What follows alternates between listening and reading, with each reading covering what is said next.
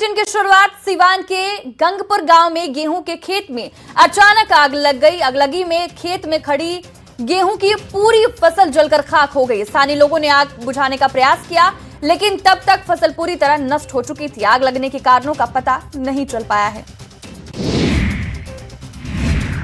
रामगढ़ में Balashri ingot factory के transformer में अचानक आग लग गई। देखते ही देखते ट्रांसफार्मर में आगे बढ़ने लगी। आनन फानन में तत्काल रामगढ़ अग्निशमन विभाग को सूचना दी गई।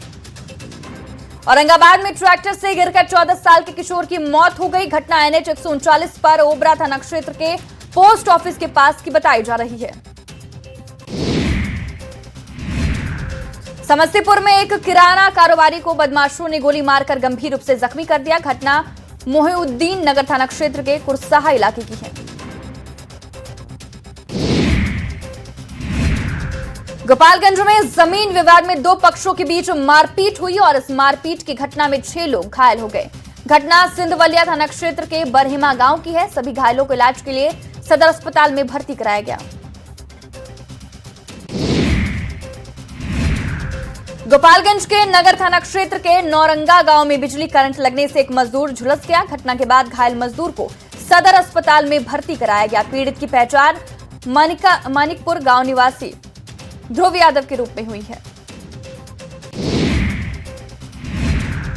रोहतास के काशी घाट में एक सेना के जवान की पत्नी ने अपने ही मकान में सीढ़ियों के रेलिंग से लटक कर खुदकुशी कर ली। मायके वालों ने ससुराल पक्ष पर हत्या का आरोप लगाया है।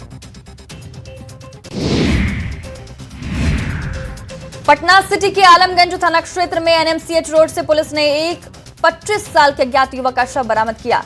शव को कब्जे में लेकर पोस्टमार्टम के लिए नालंदा मेडिकल कॉलेज भेज दिया गया है। गोड्डा में तेज रफ्तार के कहर ने एक मजदूर की जान ले ली। FCI गोदाम से चावल लेकर निकले ट्रक का टायर फट गया और वो अनियंत्रित होकर पलट गया। हादसे में ट्रक के नीचे दबकर एक मजदूर की मौत हो गई। घटना के बाद आक्रोशित ग्रामीण और परिजनों ने हंगामा किया। समस्तीपुर में एक किराना कारोबारी को बदमाशों ने गोली मारकर गंभीर रूप से घायल कर दिया। घटना मोहिउद्दीन नगर थाना क्षेत्र के कुरसाहा इलाके की बताई जा रही है। गोपालगंज जिले में सर्पदंश के मामलों में लगातार बढ़ोतरी देखी जा रही है। पिछले 24 घंटे में 13 लोग सर्पदंश से बेहोश हुए हैं, जबकि 2 की हालत गंभीर बताई जा रही है। कटिहार में ट्रैक्टर पलटने से चालक की दर्दनाक मौत हो गई। घटना कोढ़ा थाना क्षेत्र के हाजीपुर के पास की बताई जा रही है। मृतक की पहचान नालंदा निवासी वैद्यनाथ कुमार के रूप में हुई है। सासाराम में ट्रैक्टर ने बाइक सवार 3 लोगों को रौंद दिया, जिससे एक ही परिवार के 3 लोगों की मौत हो गई। देवर, भाभी और भतीजी की मौत के बाद परिवार में मातम पसर गया। रामगढ़ के पतरातू थाना क्षेत्र में सीमेंट फैक्ट्री के बाहर स्कूटी सवार बदमाश ने गोलीबारी की।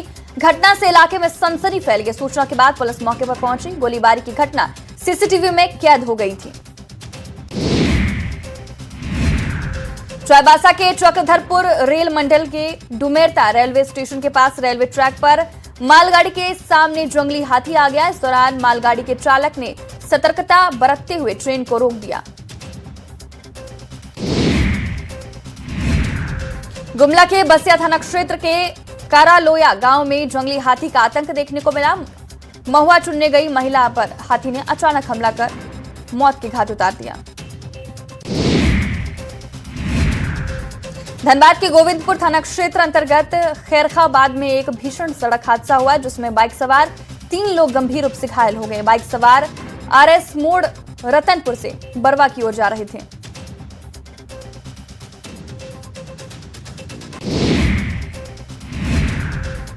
कटिहार के गेराबाड़ी में बस और पिकअप के बीच टक्कर में 13 लोगों की मौत हो गई थी, जबकि करीब 32 लोग घायल हो गए थे। मृतकों में 12 लोग पूर्णिया जिले के अलग अलग स्थान के थे। इस हादसे में मारे गए 13 लोगों में 7 लोग गौरा पंचायत के आदिवासी परिवार के थे।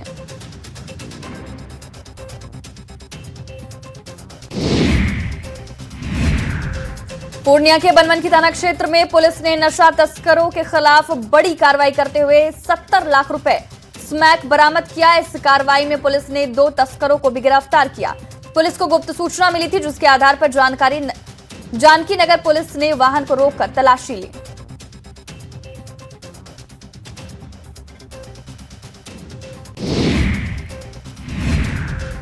पटना सिटी के अगमकुआ थाना क्षेत्र में पुलिस ने बड़ी कार्रवाई करते हुए अपराध की योजना बना रहे 2 अपराधियों को गिरफ्तार किया। दाऊद बिघा इलाके में छापेमारी कर पुलिस ने दोनों को दबोचा। गिरफ्तार अपराधियों के पास से एक पिस्टल, 5 जिंदा कारतूस और एक मोटरसाइकिल बरामद हुई है।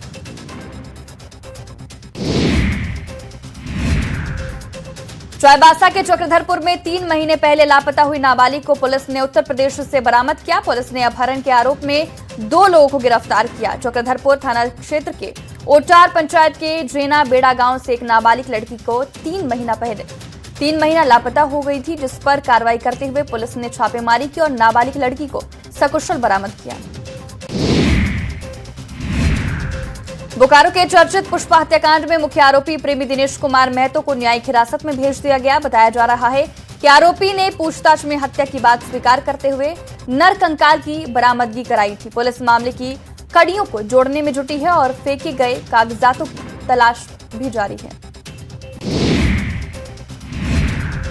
बोकारो में ज्वेलरी दुकान से हुई चोरी का पुलिस ने बड़ा खुलासा किया है। पेटरवार थाना क्षेत्र के फुसरो बाजार के एक सोना चांदी दुकान से करीब 15 लाख रुपए के गहनों की चोरी हुई थी। इस मामले में पुलिस ने चोर गिरोह के एक सदस्य निसार अली उर्फ काला को ओडिशा से गिरफ्तार किया। आरोपी के पास से करीब 65 ग्राम सोना बरामद किया गया, जिसकी कीमत लगभग 8 लाख रुपए बताई जा रही है। चाईबासा में खनन विभाग की ओर से बड़ी कार्रवाई की गई है। पुलिस ने अवैध बालू लदे 8 ट्रैक्टर ट्रॉली को जब्त किया है, लेकिन मौके से ड्राइवर गाड़ी छोड़कर भागने में सफल रहा। बक्सर पुलिस ने शादी के नाम पर ठगी करने वाले एक बड़े गिरोह का खुलासा करते हुए दुल्हन समेत 8 लोगों को गिरफ्तार किया। गिरफ्तार आरोपियों में 4 महिलाएं और 4 पुरुष शामिल हैं, जो नकली शादी कर ठगी का संगठित खेल चला रहे थे। एसपी शुभम आर्य ने बताया कि गिरोह में नकली पुलिसकर्मी भी शामिल थे, जो डर का माहौल बनाकर फरार हो जाते थे। पुलिस ने आरोपियों के पास से नकदी, मोबाइल, पायल और अन्य कीमती सामान बरामद किया है। पटना के पालीगंज अनुमंडल क्षेत्र में लगातार हो रही लूट की घटनाओं का पुलिस ने बड़ा खुलासा किया है। पुलिस ने संगठित गिरोह के 5 अपराधियों को गिरफ्तार कर पूरे नेटवर्क का पर्दाफाश किया है। गिरफ्तार आरोपियों के पास से पिस्टल, कट्टा, कारतूस, नकदी, बाइक, मोबाइल और लैपटॉप समेत कई सामान बरामद हुए। औरंगाबाद के ग्रामीण बैंक की शाखा से 64,800 रुपए की चोरी कर ली गई। घटना के देव थाना क्षेत्र के सूर्यकुंड तालाब के बैंक शाखा की बताई जा रही है। जानकारी के अनुसार लंच के समय काउंटर पर कर्मचारियों की अनुपस्थिति में 2 युवकों ने वारदात को अंजाम दिया। पूरी घटना सीसीटीवी में कैद हो गई। पूर्णिया के कस्बा थाना क्षेत्र के गुरही में प्रेमी प्रेमिका को खूंटे से बांधकर पिटाई करने के मामले में बड़ा एक्शन हुआ है। गुरही पंचायत के मुखिया पति गुलाम सरवर को गिरफ्तार कर लिया गया। 3 दिन पहले हुई इस घटना का वीडियो वायरल होने के बाद मामले ने तूल पकड़ लिया था। उत्पाद सिपाही बहाली परीक्षा एक बार फिर विवाद में आई। परीक्षा आयोजन के पहले ही पुलिस ने ऐसे ही एक सिंडिकेट का भांडाफोड़ किया, जिसमें करीब 150 के करीब अभ्यर्थियों को एक निर्माणाधीन भवन में रखकर परीक्षा के प्रश्न पत्र रटवाए जा रहे थे, जिसकी पुलिस को सूचना मिल गई और सभी को दबोच लिया गया। मौके से प्रश्न पत्र और कई अन्य दस्तावेज बरामद किए गए। रांची के कांके थाना क्षेत्र में बच्ची की हत्या से हड़कंप मच गया। नाबालिग की हत्या मामले में महिला सुपरवाइजर सुषमा देवी और उसके भाई को गिरफ्तार कर लिया गया। आरोप है कि बच्ची की मारपीट कर हत्या की गई। सीसीटीवी जांच में इस वारदात को अंजाम दिया गया था। इसकी घटना रिकॉर्ड हो गई। सुषमा पर आरोप है कि बच्ची के घर के काम नहीं करने पर वो उसे टॉर्चर करती थी। पुलिस ने गिरफ्तारी कर पूछताछ शुरू की। बोकारो में पुष्पा हत्याकांड में बड़ी कार्रवाई करते हुए एसपी हरविंदर सिंह ने थाने के 28 पुलिसकर्मियों को सस्पेंड कर दिया है। आरोप है कि उन्होंने आरोपी को बचाने और केस को कमजोर करने की कोशिश की। डीएसपी के नेतृत्व में मामले का खुलासा हुआ। कार्रवाई में एएसआई, एसआई, हवलदार और आरक्षी को सस्पेंड किया गया। बोकारो के फुसरो बाजार में ज्वेलरी दुकान में 15 लाख की चोरी मामले का पुलिस ने खुलासा किया है। अंतर्राज्यीय चोर गिरोह के एक सदस्य को गिरफ्तार किया गया। साथ ही 8 लाख का सोना बरामद किया गया। 29 मार्च को पेटरवार थाना क्षेत्र के राजेंद्र प्रसाद दास की सोना चांदी की दुकान से करीब 15 लाख रुपए के गहनों की चोरी हुई थी।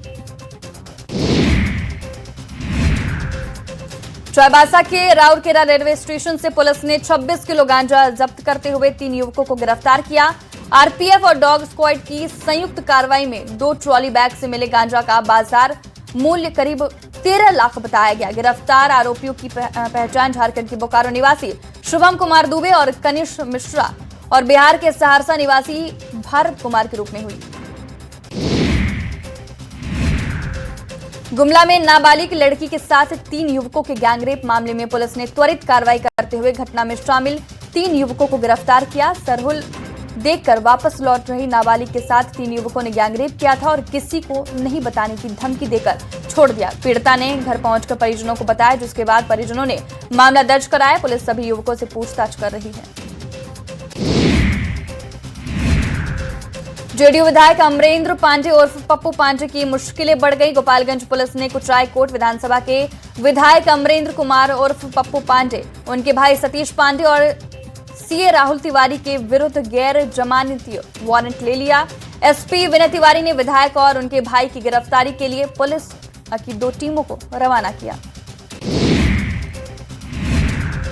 बिहार में नई सरकार गठन की हलचल तेज हो गई है। शिवराज सिंह चौहान को बीजेपी ने बिहार के दल के नेता के चुनाव किया है। आपको बता दें कि उन्हें पर्यवेक्षक नियुक्त किया गया है। ऐसे में नई सरकार के गठन को लेकर बिहार के सियासी गलियारे में हलचल तेज है। देर रात बीजेपी के राष्ट्रीय अध्यक्ष नितिन नवीन ने अमित शाह के आवास पर जाकर मुलाकात की। डिप्टी सीएम सम्राट चौधरी ने एक बार फिर सीएम आवास जाकर मुख्यमंत्री नीतीश कुमार से मुलाकात की और कई मुद्दे पर चर्चा की। वहीं सम्राट चौधरी की नीतीश कुमार से मुलाकात को लेकर जेडीयू के सीनियर नेता और संसदीय कार्य मंत्री विजय चौधरी ने कहा कि नई सरकार को लेकर बातचीत चल रही है, बस कुछ ही दिन की बात है। सीएम नीतीश कुमार के इस्तीफे से लेकर नई सीएम का शपथ तक सब कुछ हो जाएगा। बिहार में नई सरकार के गठन को लेकर जारी हलचल पर जेडीयू के राष्ट्रीय कार्यकारी अध्यक्ष संजय झा ने कहा, नीतीश कुमार के बाद जो सरकार बनेगी वो नीतीश कुमार की नीति, उनके काम और उनके विचार को ही आगे बढ़ाएगी। इतना ही नहीं, राज्यसभा जाने के बाद भी नीतीश कुमार का मार्गदर्शन बिहार की अगली सरकार को मिलता रहेगा। दिल्ली में बीजेपी के राष्ट्रीय अध्यक्ष नितिन नवीन ने गृह मंत्री अमित शाह से मुलाकात की। यह मुलाकात करीब 1 घंटे तक चली। सूत्रों के मुताबिक इस दौरान बिहार की मौजूदा राजनीति पर अहम चर्चा हुई। पिछले 2 दिनों से बीजेपी के राष्ट्रीय अध्यक्ष नितिन नवीन और बिहार के प्रभारी विनोद तावड़े बिहार बीजेपी के प्रमुख नेताओं के संपर्क में है, जिससे सियासी गलियारों में हलचल तेज है। भारतीय संगीत जगत की दिग्गज गायिका आशा भोसले का रविवार को 92 साल की उम्र में निधन हो गया। आशा भोसले के निधन पर अक्षय कुमार से लेकर करण जौहर तक कई बड़ी हस्तियों ने शोक जाहिर किया। भोसले की शनिवार शाम सीने में संक्रमण और कमजोरी के चलते मुंबई के ब्रीच कैंडी अस्पताल में भर्ती कराया गया था, जिसके बाद उनके निधन की खबर आई।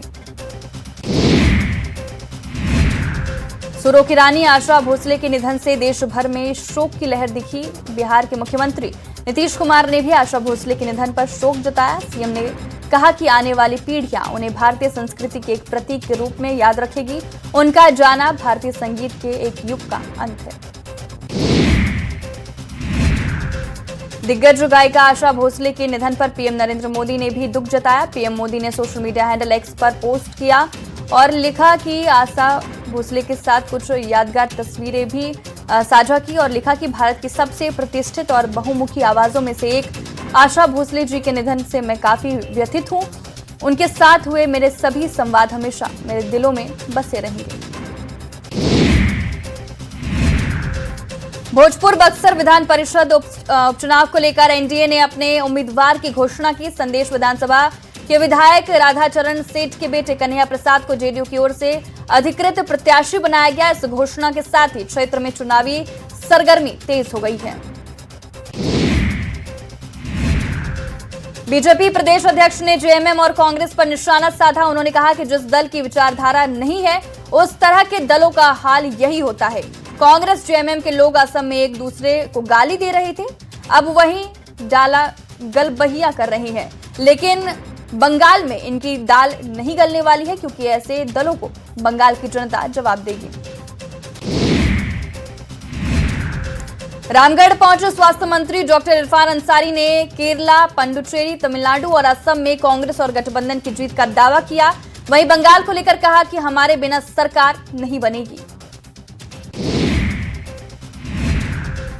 केंद्रीय गृह मंत्री अमित शाह ने पुरुलिया के चुनावी जनसभा को संबोधित करते हुए कुड़माली भाषा को 8वीं अनुसूची में शामिल करने की बात कही है। इस पर झारखंड कांग्रेस अध्यक्ष केशव महतो कमलेश ने कहा कि अगर इस पर अमल किया जाए तो काफी बेहतर होगा, लेकिन केवल चुनावी जुमलेबाजी से काम नहीं चलेगा।